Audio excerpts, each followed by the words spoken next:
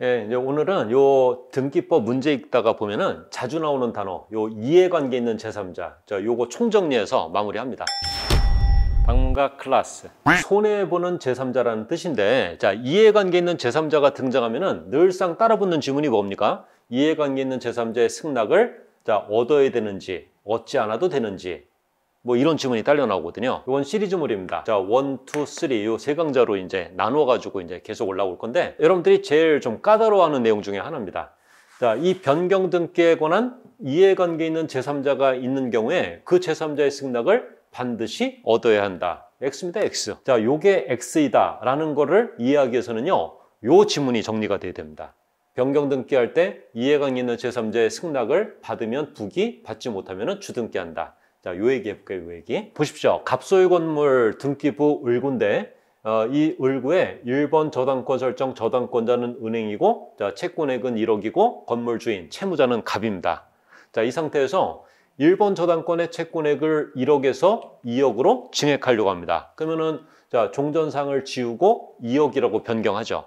그리고, 자, 요거 부기등기하는 이유는 뭡니까? 이걸 주등기로 하면은 증액된 내용이 이등되어서 안 되는 겁니다. 그래서 등기관이 자 1억에서 2억으로 증액되어도 저당권자 너는 계속 1순위의 저당권자다. 다만 요 증액된 새로운 내용을 기재할 공간이 없어서 아래 칸에 이렇게 부기하고 있을 뿐이지 실질적으로는 이 증액된 새로운 내용은 주등기 내용 중 붉은 선으로 지워진 요 빈자리에 부기가 된 걸로 해석한다라고 합니다. 자, 결론적으로 채권액을 증액하는 변경등기, 권리의 변경등기는 종전상 지우고 부기한다. 그런데 갑소유 건물 등기부 을구에 1순위 저당권자가 들어왔죠? 그 다음에 2순위 전세권자도 들어왔습니다. 전세금 1억. 자, 이 상황에서 자, 이렇게 앞의 사례처럼 채권액을 증액하는 변경등기를 해보려고 합니다. 종전상 지우고 2억으로 증액하는 변경등기를 원칙에 입각해서 부기등기로 하려고 합니다. 어떤 문제가 발생하던가요? 이 종전상 1억 지워지고 그 자리에 2억이 올라가 붙는 효과가 생기니까 이때 갑자기 손해를 입는, 불측의 손해를 입는 이해관계 있는 제3자, 전세권자가 등장을 하잖아요. 이거 어떻게 해결합니까? 이 이해관계 있는 제3자의 승낙을 얻을 수 있느냐, 얻지 못하느냐 구분하는 거 되게 중요하죠. 그래서 이해관계 있는 제3자, 전세권자의 승낙을 얻은 경우라면은 이 형식대로 부기등기를 실행하면 되는 겁니다. 자, 이 전세권자가 승낙을 해줬잖아요. 그러니까 종전상 지우고 그 자리에 자 2억을 올려붙이는 거죠. 부기등기 방식으로. 손해를 감수하겠다는데 뭐 어때서요? 그런데 전세권자가 승낙을 안 해줬다. 이게 중요합니다. 전세권자가 승낙을 안 해줬다. 그럼 어떻게 됩니까? 이걸 부기등기로 하는 게 아니라 주등기로 해야죠. 1번, 2번, 3번. 그리고 종전상은 지우지 않는 겁니다. 자, 이 상황에서 만약에 건물이 경매에 넘어갔다면은 배당을 받는 방법이 뭔가요? 먼저 1순위 저당권자가 1억을 배당받고 그 다음에 2순위 전세권자가 1억을 배당받고 그래도 남는 돈이 있다면은 저당권자가 3순위로 내려와서 2억 중 1순위에서 배당받은 1억을 제외한 나머지 1억을 전세권자 다음으로 배당받는 모습이거든요. 이 전세권자한테 전혀 손해를 끼치지 않는 방식이죠. 그래서 이해관계인의 승낙이 없다고 해서 저 변경등기를 못하는 게 아닙니다. 주등기로 하면 된다는 거죠. 요거 되셨죠? 다시 권리의 변경등기를 할 때 이해관계 있는 제3자가 있다. 그러면은 이해관계 있는 제3자의 승낙을 얻으면 부기, 승낙을 얻지 못하면은 주등기한다. 이 지문 읽어보십시오. 권리 변경등기 할 때 이해관계 있는 제3자가 누구를 말합니까? 이해관계 있는 전세권자를 말하죠. 그래서 전세권자가 있는 경우, 손해보는 사람이 있는 경우 그 손해보는 전세권자의 승낙을 받으면 부기, 받지 않으면 주등기한다. 자, 내용 되셨죠?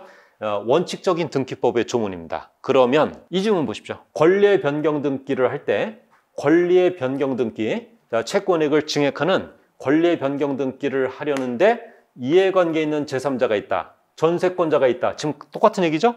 자, 그런 경우에는 그 제3자의 전세권자의 승낙서를 첨부하여야 한다. 어떻습니까? X잖아요.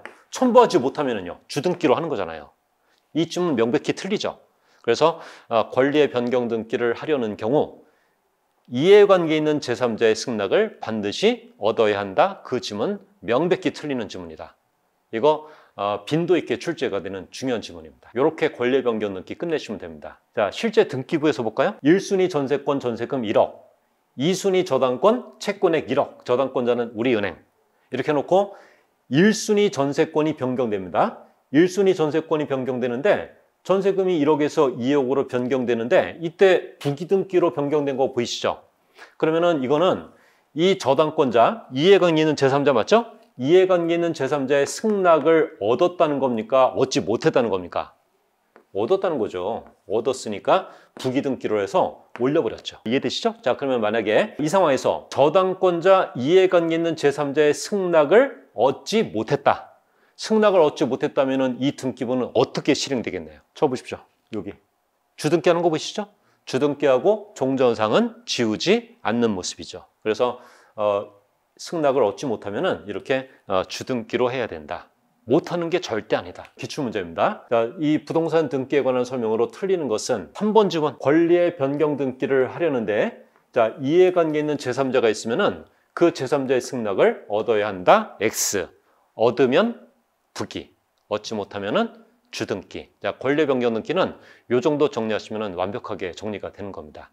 요 다음 시리즈에서 자, 2편, 3편에서는 말소 등기, 그 다음에 말소 회복 등기에 관한 이해관계 있는 제3자 이제 나누어서 말씀을 드릴게요.